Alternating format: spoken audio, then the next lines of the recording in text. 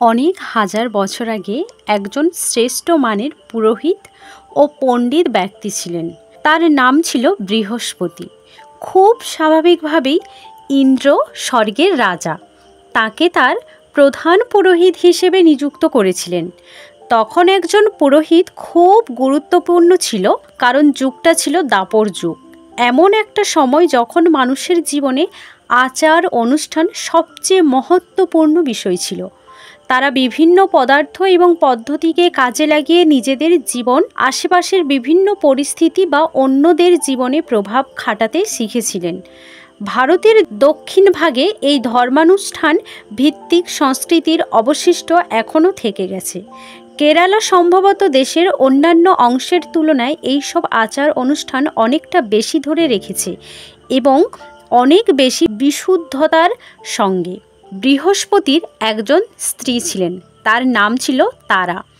বৃহস্পতি বলতে ওই নামের গ্রহকে বোঝায়। তারা মানে নক্ষত্র। প্রাচীন ভারতের ধর্মানুষ্ঠানে মহিলাদের জায়গা পুরুষদের মতোই সমান গুরুত্বপূর্ণ ছিল।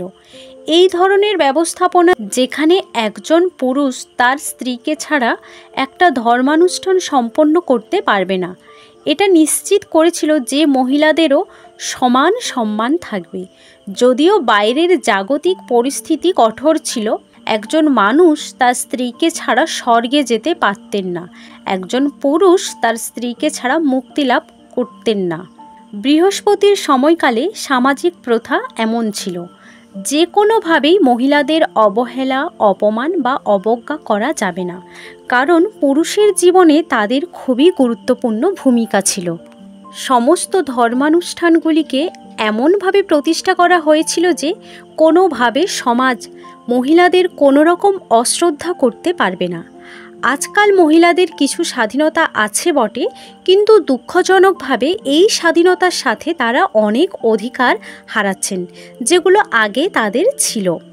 আজকাল মহিলাদের মোটামুটি সমান অধিকার আছে। আমি মোটামুটি বলছি, কারণ আইনের চোখে তারা হয়তো সমান, কিন্তু বাস্তবিকতার দিক থেকে সেটা মোটামুটি। সমান অধিকারের ক্ষেত্রে এই অগ্রগতি ঘটার একমাত্র কারণ আধুনিক প্রযুক্তি কর্মক্ষেত্রকে কম বেশি সমান পর্যায়ে নিয়ে এসেছে। এমনটা নয় যে সত্যিই মানবতার রূপান্তর ঘটেছে।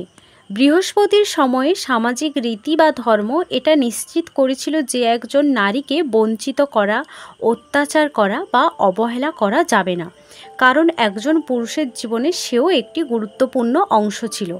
শারীরিক শক্তি আর পেশির জোরে পুরুষ মহিলাদের মুছে ফেলতে পারত, কিন্তু স্ত্রী পাশে না থাকলে জীবনের আধ্যাত্মিক দিকটি সম্ভব ছিল না।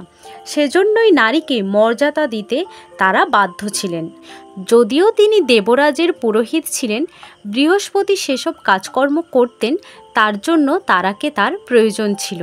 তিনি তাকে ধরে রেখেছিলেন, কারণ অন্যথায় তিনি নিজের চাকরিটি হারাতেন। ওইদিকে তিনি নানা জায়গায় প্রেম করে বেড়াতেন। এইসব দেখে শুনে তারা একদিন পূর্ণ চন্দ্রের দিকে তাকালেন এবং চাঁদের দেবতার প্রেমে পড়ে গেলেন। চন্দ্র নিজে পৃথিবীতে নেমে এলেন। কিছুদিন পর তারা চন্দ্রের সঙ্গে পালিয়ে গেলেন। বৃহস্পতি ভয়ঙ্কর রেগে গেলেন, কারণ এটা শুধু তার স্ত্রীকে হারানো নয়, তার চাকরি, তার মান সম্মান, সমাজে তার প্রতিষ্ঠা সব কিছুই হারানো, এবং তিনি আর দেবলোকে বা দেবতাদের জগতে প্রবেশ করতে পারবেন না। তিনি ইন্দ্রকে বললেন, আমি আমার স্ত্রীকে ফেরত চাই, আপনাকে তাকে ফেরত এনে দিতে হবে, অন্যথায় আমি আপনার ধর্মানুষ্ঠান পরিচালনা করব না। ইন্দ্র হস্তক্ষেপ করলেন এবং তারাকে ফিরতে বাধ্য করলেন। এমনটা প্রথমবার হলো যেখানে কাউকে একটি নির্দিষ্ট পারিবারিক ধারার মধ্যে থাকতে বাধ্য করা হলো। যখন ইন্দ্র বললেন তোমাকে ফিরে যেতে হবে, তারা বললেন না, আমার ভালোবাসা ওই ওপরে আছে। ইন্দ্র বললেন, তোমার আবেগ গুরুত্বপূর্ণ নয়, তোমার ধর্ম হলো বৃহস্পতির সঙ্গে থাকা, কারণ তা না হলে তোমার ধর্মানুষ্ঠানগুলো সব গোলমাল হয়ে যাবে। কাজেই তাকে ফেরত আনা হলো। তারা গর্ভবতী ছিলেন।